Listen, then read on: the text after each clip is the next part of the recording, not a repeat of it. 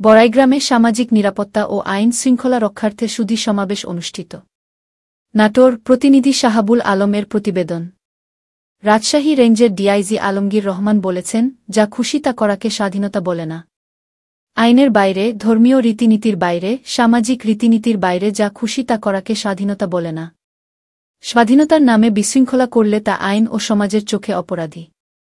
সমাজে শান্তি রক্ষার্থে সকলকে যার যার জায়গায় কাজ করতে হবে। বৃহস্পতিবার সকালে নাটোরের বড়াইগ্রামের বনপাড়া বাইপাস চত্বরে পুলিশ প্রশাসন আয়োজিত সামাজিক নিরাপত্তা ও সার্বিক আইন শৃঙ্খলা রক্ষার্থে সুধী সমাবেশ। অবৈধ অস্ত্র উদ্ধার চলছে। কারো কাছে অস্ত্র থাকলে বা কারো কাছে তথ্য থাকলে পুলিশকে জানাবেন। পরিত্যক্ত দেখিয়ে তা উদ্ধার দেখানো হবে। নাটোরের পুলিশ সুপার মারুফাত হুসাইন এর সভাপতিত্বে ও অতিরিক্ত police super, Natore circle, Mahmuda Sharmin নেলির সঞ্চালনায় অনুষ্ঠিত সুধী সমাবেশে অন্যদের মধ্যে বক্তব্য রাখেন। তাদেরকে ধরার ব্যবস্থা করেন। দ্বিতীয় কথা হলো, যেটা বলতে চাই, আমরা আপনাদের পাশে আছি। আমরা অল টাইম দুই দলের নেতৃবৃন্দ, কর্মী ভাইরা যখন যেখানে যে অবস্থা করবেন আমরা চেষ্টা করছি। আমরা ব্যক্তিগতভাবে জামাত ইসলামের পক্ষ থেকে ডাক্তার শফিকুর রহমান আমির জামাত মানবতার ফেরিওয়ালা তিনি ঘোষণা দিয়ে দিয়েছেন, আগামী দুর্গা পূজায় গোটা দেশব্যাপী জামাত ইসলামের পক্ষ থেকে দুর্গা পূজা উদযাপনের জন্য সার্বিক আইন শৃঙ্খলার জন্য একদম প্রত্যন্ত অঞ্চল পর্যন্ত পাহারা দেওয়ার সিদ্ধান্ত হয়ে গেছে। আমার বিশ্বাস আমাদের বড় দল বিএনপির একই সিদ্ধান্ত হবে। আমরা শান্তি শৃঙ্খলার ভিত্তিতে গোটা দেশ তথা বড়াইগ্রাম তার একটা অংশ হিসেবে আমরা চেষ্টা করে যাচ্ছি ইনশাল্লাহ। আমরা আপনাদের কাছে শুধু এতটুকুই আবেদন, আমাদেরকেও কাজে লাগান।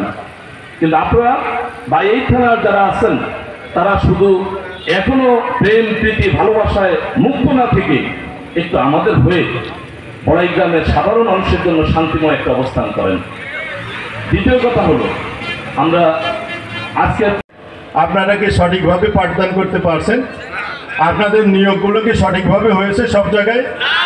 তাহলে আপনি কতজনের ক্ষতি করছেন? তাহলে আপনি তো একজন সুবিধা পেয়েছেন, আপনার পরিবার সুবিধা পেয়েছে। আপনি 20 বছর 30 বছর ধরে যত শিক্ষার্থীকে পাঠদান করেছেন, আপনি সমস্ত পরিবারকে নষ্ট করেছেন, এই জাতিকে নষ্ট করেছেন। তো এই ব্যাপারে তো আপনাদের কথা নেই।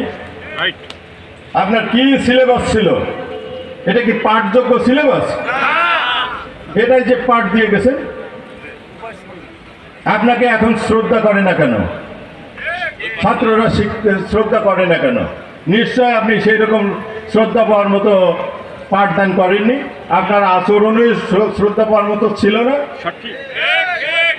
আমি কালকে ওই বেলকুচিতে সারাদিন সেই 11টা থেকে শিক্ষক, বয়স্ক শিক্ষক, উনি পাঞ্জাবি আর লুঙ্গি পরে আসতেন ক্লাসে, স্কুলে। এক ছেলেকে পড়া ধরছে, পড়া পারেনি। ছেলেটা লাল শার্ট পরে আসছিল। বয়স্ক মানুষের কাছে কি লাল জিনিস, রঙিন জিনিস একটু চোখে লাগে না? খারাপ লাগে। তারপরে পড়া ধরছে, পড়া পারেনি। তখন ওই শিক্ষক চেয়ার থেকে উঠে যেয়ে ডাস্টার নিয়ে যেয়ে তার মাথায় টোকা দিচ্ছে আর বলছে, মন না রাঙিয়ে বসন রাঙালি কি ভুল করিলি তোরে। আজকে এই কথাগুলো প্রথমেই আমি মহান আল্লাহ তাআলার কাছে কৃতজ্ঞতা জ্ঞাপন করছি, কেননা আজকে আমরা এই দিনটি পেয়েছি।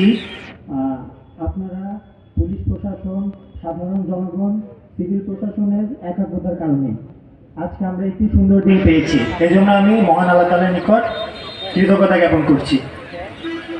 আপনারা সকলেই জানেন যে গত 19শে জুলাই আমরা বাংলাদেশ সেনাবাহিনী মাঠ পর্যায়ে মোতায়েন হই এবং পুলিশ প্রশাসনের সাথে, সিভিল প্রশাসনের সাথে আমরা কাজ করে গেছি। গত 5ই আগস্টের পর থেকে আমাদের আইনশৃঙ্খলা কিছুটা অবনতি ঘটেছে এবং তারই প্রেক্ষিতে আমরা বাংলাদেশ সেনাবাহিনী পুলিশের সাথে